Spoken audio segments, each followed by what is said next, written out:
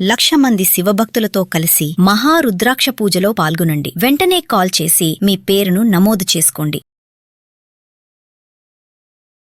నమస్తే, సుమన్ టీవీకి స్వాగతం. ప్రస్తుతం మనతో ఉన్నారండి ప్రముఖ ఆధ్యాత్మికవేత్త మరియు శ్రీవిద్య ఉపాసకురాలు గీతా కుమార్ అమ్మగారు ఉన్నారు. వారిని అడిగి మనం బోల్డ్ అనే సందేహాలు నివృత్తి చేసుకుందాం. అమ్మ నమస్తే. అమ్మ శ్రీ గురుభ్యే నమః, శ్రీ మాత్రే నమః. నమస్తే అమ్మా. అమ్మ, మనం గత వీడియోలో మీరు లాస్ట్ లో ఒక మాట అన్నారమ్మా, అది 100% నిజమమ్మా. ఏంటి అంటే కొంతమంది గంటలు గంటలు కూర్చొని దేవుడి దగ్గర పూజలు చేస్తూనే ఉంటారు. అన్ని దేవుడికి ఏం కావాలో పూలలో కానీ వేటిల్లో ఏమాత్రం తక్కువ చెయ్యరు. కానీ ఆ పూజ అయిపోయిన తర్వాత పక్కకు వచ్చేస్తే ఎంతసేపు పక్క వాళ్ళ మీద, ఎదుటి వ్యక్తి మీద, వాళ్ళ బంధువుల మీదో, చెల్లెళ్ళ మీదో, లేకపోతే పక్కింటి వాళ్ళు, అంటే అందరి మీద వాళ్ళ మనసు ఉంటది. వాళ్ళు ఏమన్నా అన్నారు అంటే వెంటనే శాపనార్థాలు ఇస్తారు. నువ్వు నాశనం అయిపోవాలి, వాళ్ళు ఎదగకూడదు, వాళ్ళు నాశనం అయిపోవాలి, వాళ్ళు ఎదిగితే వీళ్ళకు బాధ. ఎప్పుడు వాళ్ళు కింది స్థాయిలోనే ఉండి ఇలానే ఉండాలి. ఇలా ఉన్నారు అంటే వీళ్ళు తట్టుకోలేరు. మరి ఇలాంటి వాళ్ళు అంత పూజలు చేసినా కూడా వీళ్ళల్లో ఎందుకు మార్పు రాదు? నిజంగా భగవంతుని కృప వీళ్ళ మీదే ఉంటుంది. కొంతమంది ఏంటంటే వాళ్ళు అలా చేసినా భగవంతుడు వాళ్ళకి అన్నీ ఇస్తారు, మేము ఇంత మంచిగా ఉన్నా కూడా భగవంతుడు మమ్మల్ని చూడరు అని అంటారు. మనం మంచిగా ఉన్నా భగవంతుడు మనల్ని చూడరు అనేది వాస్తవం కాదు. అది స్టేట్మెంట్ రాంగ్. ఇది ఎలా చెప్తామంటే, మన పూర్వజన్మ కర్మఫలం అనేది ఉంటుంది.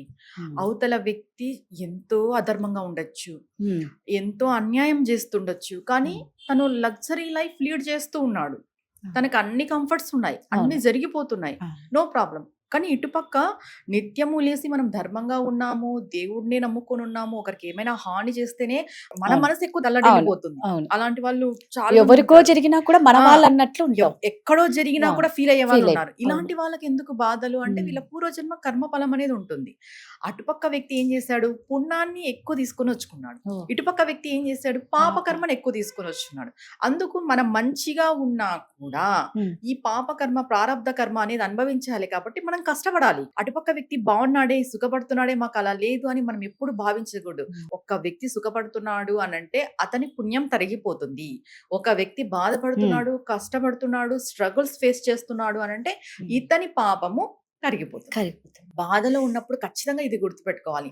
నా కర్మ, నా పాపము, నాకున్న బ్యాడ్ కర్మ తొలగిపోతుంది.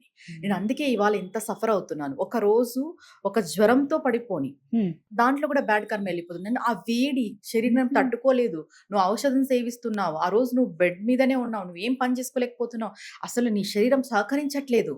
అక్కడికి ఏమైతుంది? ఆ రోజుకి నీ బ్యాడ్ కర్మ పోయినట్టే, తీసేస్తాడు దేవుడు. దీంట్లో ఈ బ్యాడ్ గుడ్ అనే కర్మలో మనం భగవంతుని అనేది పట్టుకుంటే చాలా వరకు ఒక 1000% బ్యాడ్ కర్మ అనుభవించేది ఉంటుంది. ఎప్పుడైతే మనం భగవంతుని ఆరాధన చేస్తూ ఆధ్యాత్మిక మార్గంలో ఉంటామో ఆ 1000 కాస్త 100 అవుతుంది. ఇది భగవంతుని పైన నమ్మకం ఉన్న వాళ్ళకి జరుగుతుంది. మీరు అన్నట్టుగా ఇప్పుడు గంటలు గంటలు పూజ చేస్తారు, పక్కకు వచ్చేసి వాళ్ళిలా వీళ్ళిలా ప్రయోజనం లేదు.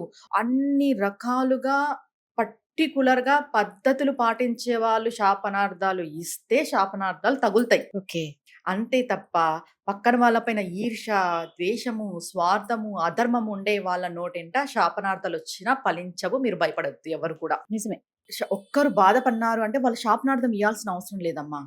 ఒక మంచి వ్యక్తి పొద్దున లేచినప్పటి నుండి దేవుడి దాంట్లో ఉండి మంచి కర్మలు చేస్తూ ఒకరిని ఇబ్బంది పెట్టుకోకున్నట్టు బతుకుతున్నాడు అంటే వాళ్ళు శాపనార్థాలు పెట్టరు, వాళ్ళ నోటికి అవి రావు. కానీ వాళ్ళ మనసు బాధపడి ఉంటుంది ఒకరి వల్ల. ఆ మనస్సు బాధపడటంలో కూడా భగవంతుడు చూసుకుంటారని వాళ్ళు భగవంతునికి వదిలేస్తారు. ఖచ్చితంగా భగవంతుడు జోక్యం చేసుకుంటాడు. ఇటుపక్క వాళ్ళకి తెలిసి వచ్చేలాగా చేస్తాడు. ఆ రోజు పలానా వాళ్ళని అన్నందుకే మాకు ఇది జరిగింది. నోటి వాక్కు చేతికి అంటారు సామెత. ఇప్పుడు పలానా వాళ్ళని మనం నోటితో అంటాము, వాళ్ళు బాధపడతారు. మంచి వ్యక్తి, సాధు సత్పురుషుడైన వ్యక్తిని మనం బాధ పెడితే మనం ఏదైతే నోటితో అంటామో అది మన చేతికి వస్తుంది, మనమే అనుభవించాల్సి వస్తుంది. కానీ అసలు ఏ ధర్మము లేదు, ఏ నిష్ఠ లేదు, భగవంతుని పైన నమ్మకము లేదు, ఒక నాస్తికుడుగా ఉండి, ఒక అధర్మంగా ఉండి, పొద్దున లేసి పక్క వారింట్లో వాళ్ళింట్లో ఏం జరుగుతుంది, వీరింట్లో ఏం జరుగుతుంది అని ఆలోచించే వ్యక్తి శాపనార్థాలు పెడితే ఏమి జరగదు కాక ఏమి జరగదు. మనం ఆ విషయంలో డౌట్ పడాల్సిన అవసరం లేదు. అంటే వీళ్ళు గంటలు గంటలు పూజ చేస్తారు, వీళ్ళ నోటెంట ఏమనంటే జరుగుతుంది. గంటలు గంటలు పూజ చేసినంత మాత్రాన వాళ్ళ నోటెంట ఏది అంటే అది జరగదు. పూజ కాదు ఇక్కడ ముఖ్యం, మనస్సు. ఒక మంచి మనస్తత్వం ఉండి, మంచి వ్యక్తిత్వం ఉండే వాళ్ళని మనస్సు బాధ పెట్టినా వాళ్ళు నోటంటే ఒక మాట అనరు. ఒక్కటమ్మా, గంటలు గంటలు పూజ చేసొచ్చి నువ్వు శాపనార్థం పెడుతున్నావంటే నువ్వెక్కడ మంచి మనిషి? అంతే కదా. అవును. ఆ శాపనార్థం అనే మాటే నోటికి రాదు మంచి వ్యక్తులకి. ఎవరి పాపాన వాళ్ళు పోతారులే, భగవంతుడు భగవంతుడు ఉన్నాడు చూసుకుంటాడు కదా, చూసుకుంటాడు. అవును అని అంటారు. అవును. వాళ్ళ నోటంట పక్కన వాళ్ళని దూషించే అంత ఇది కూడా వాళ్ళకు ఉండదు, ఆ ఉండదు. మనస్తత్వం కూడా వాళ్ళకు ఉండదు. నిజం. వాళ్ళు భగవంతుని వదిలేస్తారు. కానీ భగవంతుణ్ణి కూడా నమ్ముకొని శాపనార్థాలు పెడుతుంటారు చూడు, ఉమ్. వాళ్ళు నిజంగా భగవంతుల్ని నమ్ముకున్న వాళ్ళు కాదు. ఒకవేళ వాళ్ళు గంటలు గంటలు పూజ చేసినా వాళ్ళకేం సాధన ఫలం ఏమి ఉండదు. వాళ్ళ నోటంట ఒకవేళ శాపనార్థాలు పెట్టినా కూడా జరగవు. భగవంతుడు మీరు అన్నారు ఏదో ఒక రోజు భగవంతుడు చూసుకుంటాడు. మరి కొందరు ఏముంటుందంటే ఏం చూసుకుంటారండి, మేము కొన్ని ఇయర్స్ నుంచి చూస్తున్నాం, వాళ్ళు మాత్రం ఎదుగుతూనే ఉన్నారు, మేము మాత్రం ఇలాగే ఉన్నాం. కానీ దేనికైనా ఒక టైం రావాలి కదమ్మా. ఇప్పుడు ఒక జన్మలో వాళ్ళు ఎదిగే సిచ్యుయేషన్ ఉండి వాళ్ళు బాగా లగ్జరీగా ఉన్నారు, మనం ఈ జన్మ అంతా మనకి ఇంతేనా అనే థాట్ వస్తుంది. ఒకవేళ నువ్వు ప్రారంధ కర్మ పూర్తిగా నీకు బాగలేదంటే ఈ జన్మ నువ్వు ఇంతే. అప్పుడు నువ్వు ఎంత గట్టిగా భగవంతుని పాదాలు పట్టుకోవాలి. ఏదైనా భగవంతుడు మార్చగలడమ్మా. అంటే ఒక జీవి పుట్టుక తీసుకునేటప్పుడు పాపము పుణ్యము రెండింటిని తీసుకొని వస్తుంది. తీసుకొని వచ్చినప్పుడు ఒకవేళ పాపం % ఎక్కువ తీసుకొని వచ్చింది అంటే ఇక్కడ నువ్వు సత్పురుషుల యొక్క సవాసము, గురువుల యొక్క ఆధ్వర్యంలో ఉండి నువ్వు భగవంతుని గట్టిగా అంటే ఇంకా శరణు అంటాం కదా, ఏది జరిగినా భగవంతుని పాదాలే అనుకుంటే ఆ జన్మలో మంచి జరిగే అవకాశం ఉంటుంది. నిజమే. ఇంకొకటి ఏంటంటే మీరు అన్నట్టుగా ఎప్పుడు పొద్దున లేసినప్పటి నుండి పక్క వాళ్ళదే ఆలోచిస్తారు అంటారు కదా, దీనికి ఒక కథ కూడా ఉంది. ఒక ఊర్లో ఒక బ్రాహ్మణతను ఒక వేశ్య ఉంటారు, ఇద్దరు ఎదురు బదురు ఇళ్లలోనే ఉంటారనమాట. వేశ్య పని ఏమి, ఆవిడ దగ్గరికి ఎవరు వస్తే ఆ రోజుకి ఆవిడకి ఆయనే విష్ణుమూర్తి, ఆయనే పరమేశ్వరుడు, ఆయనే అన్ని అనుకొని ఆవిడ వృత్తి ఆవిడ చేస్తుంది. బ్రాహ్మణ ఆయన పని ఏమి, రామ అనడము ఒక రాయి పక్కన పెట్టడము, రామ అనడం ఒక రాయి వాళ్ళ ఇంటికి ఎంతమంది వచ్చి వెళ్తున్నారు అనేసి, రామ అనడం వాళ్ళ ఇంటికల్లా చూడడం ఒక రాయి పక్కన పెట్టడము, ఇలా ఈయన చేస్తున్నాడు. ఈయన అనేదేం రామానే, అదే. కానీ ఆవిడ స్వర్గానికి వెళ్ళింది, ఈయన నరకానికి వెళ్ళాడు. అంటే అక్కడ ఈయన అడిగాడంట, నేను ఎందుకు నరకానికి వచ్చాను, ఆవిడ ఎందుకు స్వర్గంలో ఉంది అని. ఆవిడ ఏం చేసింది, నా జీవితానికి నా ప్రారంధ కర్మ ఇలానే ఉంది, నేను ఏం కర్మ చేసి పుట్టానో ఇలాంటి వృత్తి చేయాల్సి వచ్చింది. కానీ వచ్చిన వాళ్ళలో దేవుని చూసి భగవంతుని చూసి ఆమె ఈ రోజుకి వచ్చిన వాళ్ళే నాకు విష్ణుమూర్తి శివయ్య అనుకొని ఆవిడ అలా తృప్తి చెంది జీవనం గడిపించింది. ఈయన ఏం చేశాడు, రామ అంటున్నాడు, రాళ్ళు పక్కన పెడుతున్నాడు, వాళ్ళ ఇంటికి ఎంతమంది వస్తున్నారు ఎంతమంది వెళ్తున్నారు అని.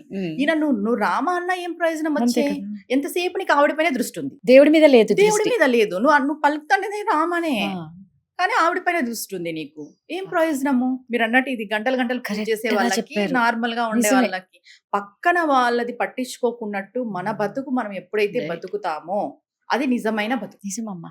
ఏది భగవంతుడు ఇచ్చింటే అది భగవంతుని యొక్క అనుగ్రహం అనుకొని బతకాలి. అంతేగాని పక్కన వాళ్ళు ఏం చేస్తున్నారంటే నరకానికే వెళ్తారు, అయ్యగారులు వెళ్ళినట్టు ఆ కథలో. మీరు అన్నట్టు అంతే కదా, దృష్టి అదే అంటారు చూడండి, మనిషి ఒక చోట మనసు ఒక చోట ఉంది. నువ్వు గంటలు గంటలు పూజ చేసి పక్క వాళ్ళు ఏం చేస్తున్నారంటే ఏమైపోయింది, ఏం ప్రయోజనం లేదు. ఇలా ఉంటాయి పురాణాల కథలు, ఊరికే చెప్పలేరు. నిజమమ్మా, వాస్తవాలు, ఆ కథలే వాస్తవాలు, ఆ కథలే ఇప్పుడు జరుగుతున్నాయి నిజ జీవితంలో, మనం చూస్తున్నాం కూడా. పిల్లలకి చాలా ఉపయోగపడే కథలమ్మా నిజంగా. అసలు ఇప్పుడున్న కాలంలో మీరు అన్నట్టు కలికాలంలో ఎన్ని దారుణాలు చూస్తున్నాము అంటే చాలా చాలా యుగాంతం అవుతుందా అన్నట్లు కలికాలం. మనిషిలో మానవత్వమే లేదు, మానవత్వం అనేది నశించిపోయింది. ఇప్పుడు ఎలానో ఆధ్యాత్మిక మార్గంలో లేరు, నాస్తికులు, వాళ్ళకి తెలీదు అనుకోని అలాంటి వాళ్ళని వదిలేస్తారు. కానీ ఆధ్యాత్మిక మార్గంలో ఉంటూ కూడా ఈ మానవత్వం లేని వాళ్ళు చాలా మంది ఉన్నారు. మనది చెప్పుకుంటే మనదే పరుగు పోతుంది అన్నట్టు ఉంటుంది ఇలాంటి విషయాలు.